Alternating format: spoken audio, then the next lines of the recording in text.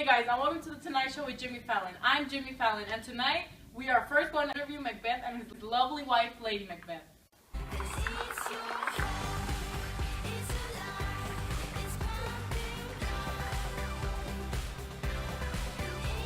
Welcome to the show. Great to have you guys. It's great to be here, Jimmy. Are you guys ready to get this party started? Let's do this. Alright guys, I have a lot in store for you guys. So Macbeth, when you were walking and the three witches appeared, what did you feel? Were you scared, confused?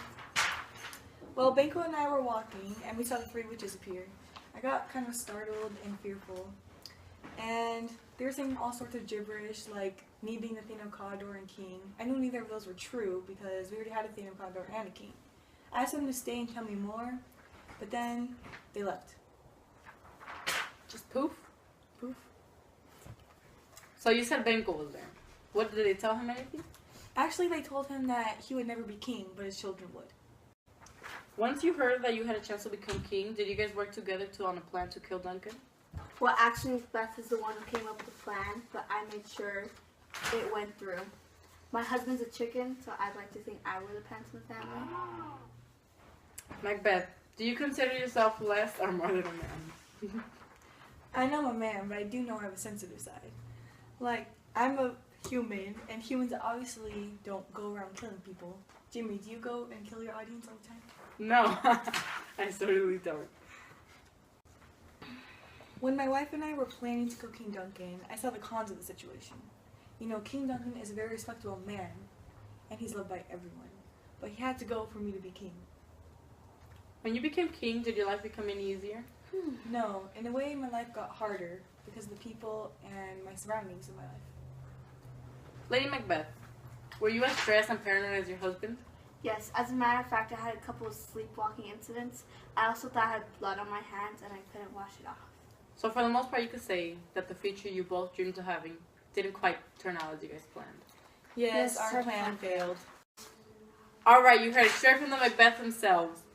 Thank you guys for coming. After the break, Lady Macbeth will be leaving us, unfortunately, and our next guest, Montag, will be joining us along with Macbeth.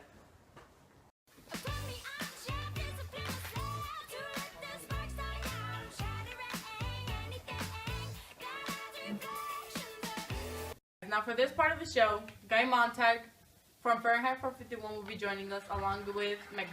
Thanks for having me, Jimmy. It's great to be part of the show. Long time no see, Montag. How's it going? It's going well, you know, just recreating a city. What about you? Good, just failing in life.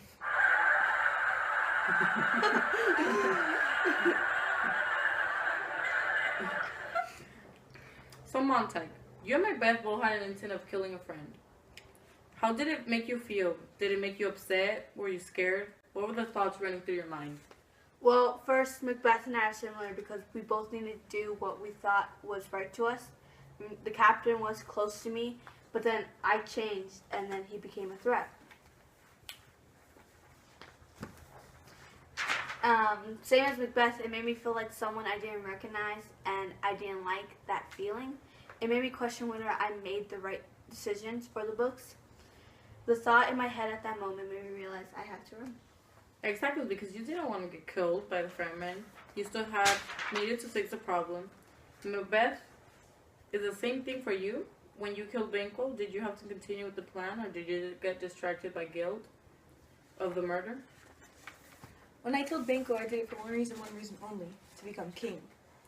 After killing him, I went to the banquet and I saw his ghost. And then I realized that the guilt had taken over me, over the way I felt, over the way I thought things, over the way I acted, and over the way I lived my life. And then, so I would say yes, paranoia and guilt overcame me, and so yeah, I did not succeed. So Macbeth, when you were killing King Duncan, did you think you were doing the right thing, or did you know you were doing the wrong thing?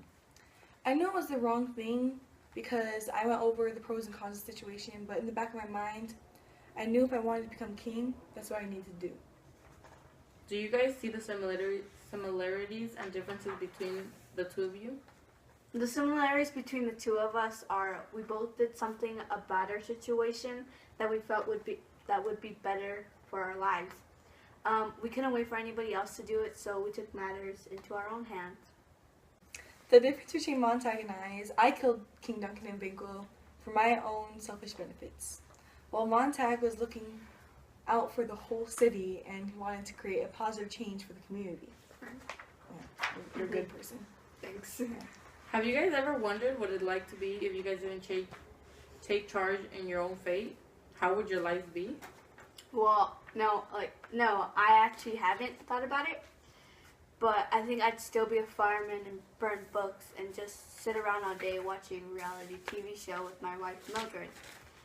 And I feel like I would still feel empty inside and still feel like a part of me was missing.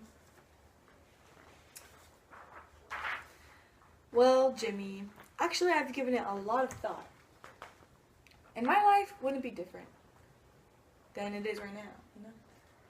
Actually it would, you know, I'm just kidding. I think I would be Thane of Condor. But I wouldn't be happy because I would want to be king, but I wouldn't do anything about it. I would just let fate take its course, but you know, it's us, so we don't care what fate had in store for us. Alright guys, after the break, we will be playing a very intense game and see who will be the champion. I will be. I will actually, because I'm Macbeth. No, screw you. I will win! Okay. Guys, we're about to play a game called Jeopardy, but instead of me asking the questions, Macbeth is going to be asking the questions. The rules are, if you know the answer, just buzz in. That's it. Alright, let's get this game started! Here is Macbeth Jeopardy. To see who's going to go first, why don't you guys play some rock, paper, scissors? Alright, let's do this. Rock, paper, scissors. Alright, let's see. You have gender roles, sleep, blood, and clothing. Clothing. Do you wanna- 200. Okay. The question is, what 3 titles were given to Macbeth by the witches? Oh no. I know that she said I would be Thane of Cardor, Thane of Glamis, and Thane of. I know the answer. Yes. Thane of Glamis, Thane of Caldor, and King! You are correct. Okay. I will pick blood for 200. Why couldn't Lady Macbeth get the vision of her hands covered in blood out of her head? She had insomnia. Ah. It's because she felt guilty about killing King Duncan. Oh, just kidding. Montag, what category would you like? I will choose clothing for 100. In your opinion, why do you think Macbeth wanted to be king? I think he wanted to be king because he wanted to have a higher power. Like more powers. Pretty good. Yeah. Good job. Jim Fallon? I will take gender roles for 200. At the time that Macbeth was written, how were men differentiated from women? At this time, women were looked at as property. They were not very valuable. And men usually were the ones that had the pants in the relationship. And they just took charge head on.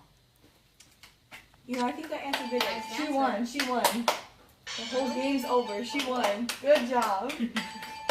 That's not fair. Here you go. Alright guys, thank you for coming tonight. Pleasure to be here, Jimmy. Well, you guys heard it here. Macbeth and Guy Montag. I hope you guys enjoyed this interview. Have a good night.